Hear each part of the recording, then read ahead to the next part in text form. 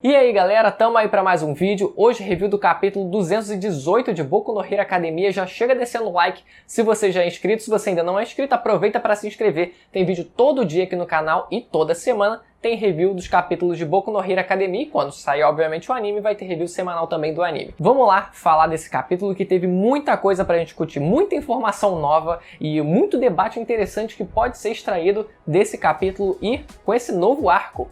Com esse novo arco e esse novo vilão que está sendo apresentado agora, muita coisa bacana pode vir daí. Vamos lá, muito aos poucos aqui. Eu criei uma forma mais linear, se baseando mais do passado para o presente, para eu ir narrando as informações do que a gente teve nesse capítulo, para a gente ir comentando em cima disso, para ficar mais fácil para mim e ficar mais fácil o entendimento para quem, sei lá, alguém que não acompanha o mangá, caiu aqui de paraquedas e quer só saber o que está acontecendo. Basicamente, no passado, teve um vilão chamado Chikara Yotsubashi. É engraçado porque Chikara significa poder, e isso tem tudo a ver com o fato de que esse cara foi um líder de uma organização chamada Exército da Liberação de Superpoderes, que almejava justamente a liberação dos superpoderes na sociedade no momento em que, no período histórico em que os poderes eles estavam se acendendo na sociedade e o governo decidiu regular. Então eles foram um movimento contrário, só que as práticas que eles tiveram não foram assim tão amistosas, né? Por mais que eles lutassem por essa causa, por mais que o argumento deles fosse válido, a forma como eles agiam pareceu extrapolar bastante os limites, né? Pelo menos estavam dizendo que eles praticavam terrorismo, então muito provavelmente eles não estavam sendo muito diplomáticos nessa discussão toda aí. Bom, de qualquer forma, esse cara, Chikara Yotsubashi, ele também era chamado de Destro, e ele foi mencionado não só nesse capítulo, mas ele também já tinha sido mencionado antes por um vilão, né? Que tinha um vilão antagonista, né? Vamos colocar assim, mais um antagonista do que um vilão, que apareceu rapidamente no mangá de Boku no Hero chamado Gentle. E ele já tinha mencionado esse cara e tinha feito até uma comparação dele com o próprio All For One. Ia falar o All For One. O próprio All For One, só que eu acho que essa comparação ficou um tanto vaga se ele queria dizer a respeito de poder. Eu não acredito nisso, até porque esse cara já morreu, então não tem muito porquê, né?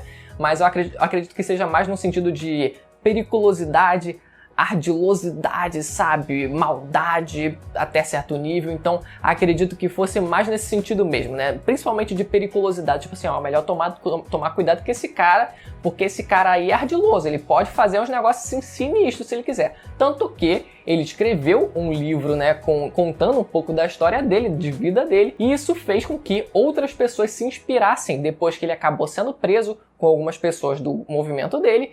E agora a gente conhece o novo vilão desse arco que a gente, até onde eu li, teve muito diálogo nesse capítulo, eu não sei se foi falado o nome dele. Acredito que não. Então, beleza, vou chamar ele de presidente porque ele foi apresentado pra gente como presidente de uma empresa. A empresa é um nome estranho, o nome da empresa, né? Detnerat. Não sei como exatamente vai ser a pronúncia disso. Ele tem até uma aparência meio que uma mescla de Coringa com o Pinguim do Batman.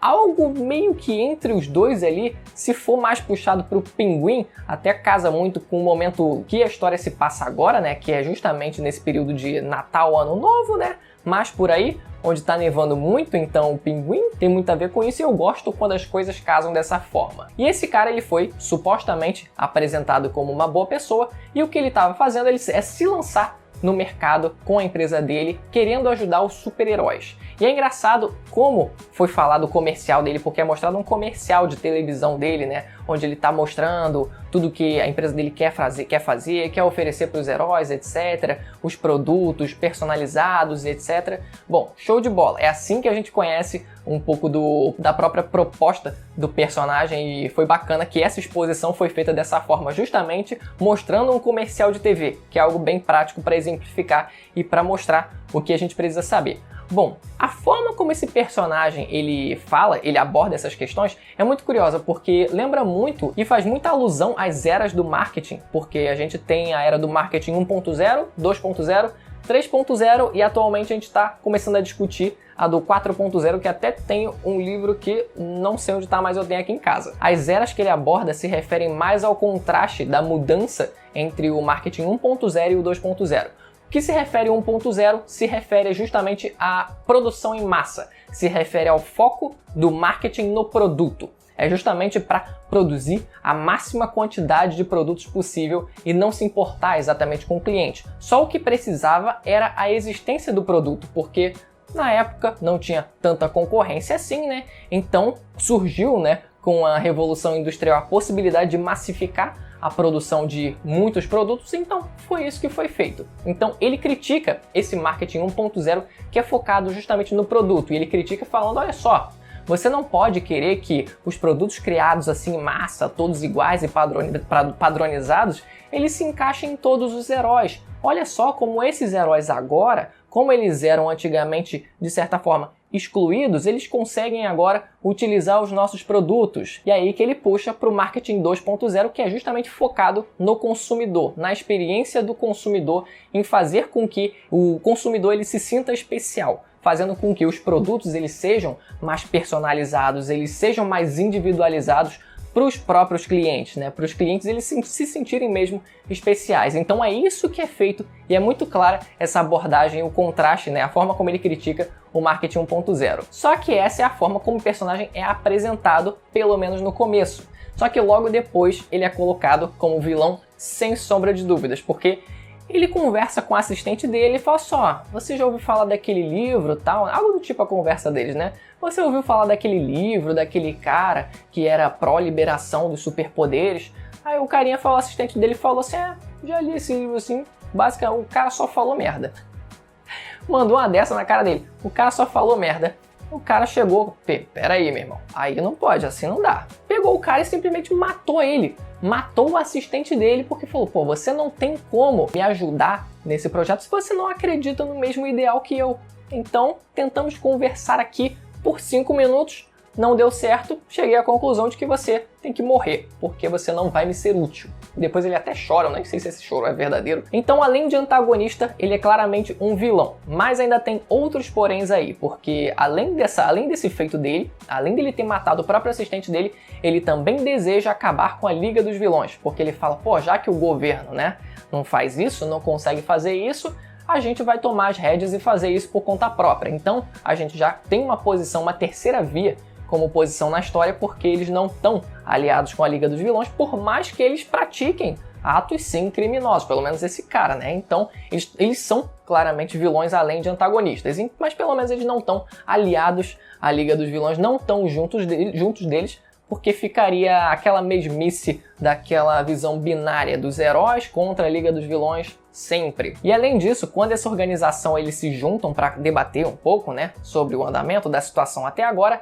uma personagem ela fala o seguinte, pois é, tem pessoas por aí escondidas, né, que estão doidas esperando a liberação dos superpoderes, ou almejam muito, gostariam muito que a liberação dos poderes fosse, ou que os poderes, né, no caso, fossem liberados. E mostra justamente um grupo de vilão, até onde eu lembro, aleatório. Eu não sei se eles fazem parte agora da Liga dos Vilões, me perdoem se eu esqueci isso, mas bom, tem alguns vilões que eles estão praticamente zoando tudo ali, zoando um beco e querendo ferrar com o povo lá, com os civis, zoar com tudo, e aí que chega, né, o Todoroki e o Bakugou para conseguir lidar com eles. Afinal, eles conseguiram nesse episódio, nesse capítulo, a licença provisória de heróis, então eles já colocam em prática os feitos heróicos deles. Mas o fato é que, quando é falar dessa cena, é justamente falar, olha só, pessoas querem a liberação dos superpoderes para fazer maldade.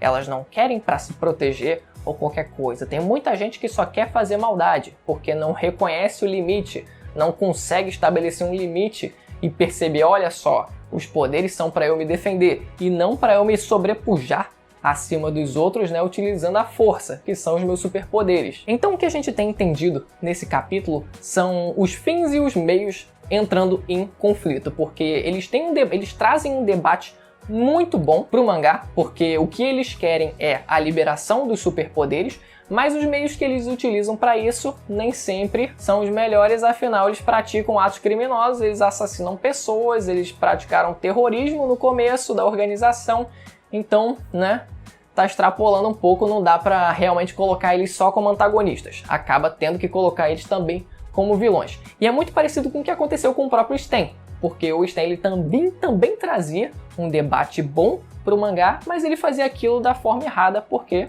ele matava pessoas, ele matava super-heróis. E acabou que no caso do Sten, o status quo dentro do mangá acabou permanecendo basicamente o mesmo no que se trata dos heróis, o meu receio é que esse vilão sendo apresentado nesse capítulo acabe ficando também nessa forma, acabe ficando também só no debate esquecido, basicamente, né? Que a gente debata depois que ele desaparecer e depois a gente vai esquecendo depois de um tempo. Até mesmo nesse capítulo é falado sobre direitos naturais, ou seja, os meus poderes são meus, são uma extensão de mim. Então, é um direito natural meu poder utilizar esse poder. É claro que a gente faz aqui, obviamente, a relação com armas, mas mais intrínseco do que isso, dentro de Boku no Hero, os poderes são extensão das próprias pessoas. Então é como se você falasse, ó, se eu não posso usar os meus poderes, que são parte de mim, eu não posso, por exemplo, usar os meus braços e as minhas pernas, porque também são uma extensão da minha mente, do meu indivíduo, né? Por assim dizer. Ficaria meio esquisito se a gente estendesse essa lógica que é aplicada dentro de Boku no Hero. Então é um debate muito bom que esse capítulo trouxe, que esse arco vai trazer ainda com esse personagem, com esse vilão barra antagonista, e eu gostaria muito que eles fizessem uma relação direta com o filme, porque o filme ele poderia ter abordado essa questão e não abordou. Eu falei isso no meu review, vou estar deixando linkado na tela para vocês clicarem e se quiser verem também, porque eu critiquei isso em relação ao filme. Eles foram para uma ilha isolada, fora do Japão, e lá naquela ilha eles poderiam usar os poderes dele, não teriam problema nenhum. Mesmo as pessoas podendo usar os poderes, as pessoas não saíam se matando assim, todo mundo não saía se destruindo. Então é uma crítica que poderia ter sido levantada dentro do filme, que não foi, mas por uma razão de que, pelo meu entendimento, não pode mudar tanto assim as coisas dentro do mangá. Sabe? Você não vai colocar o protagonista fazendo esse questionamento, porque depois ele vai querer levantar esse questionamento de novo. Mas seria muito bom se, nesse novo arco, o Midoriya ou qualquer outro personagem fizesse uma menção direta ao que aconteceu no filme, porque aí sim a gente teria uma canonização oficializada do filme dentro do mangá. Seria muito bom se isso acontecesse e resgataria um pouco do que a proposta do filme seria. Só sei que esse capítulo foi sensacional, muita coisa, como eu falei, vídeo grande, muita coisa pra gente discutir, mas muito bacana que eles tenham trazido essa discussão pra dentro do mangá, porque é fundamental. Eu acho que é fundamental, tô muito feliz que isso tenha sido trazido à tona. Espero que você tenha gostado da análise, deixa o like se você gostou do vídeo, se inscreva no canal se você não conhece, como eu falei, para acompanhar mais vídeos semanais de Boku no Hero e também vídeos todos os dias aqui no canal. Ativa o sininho para receber as notificações dos próximos vídeos, vou ficando por aqui, até a próxima, tchau!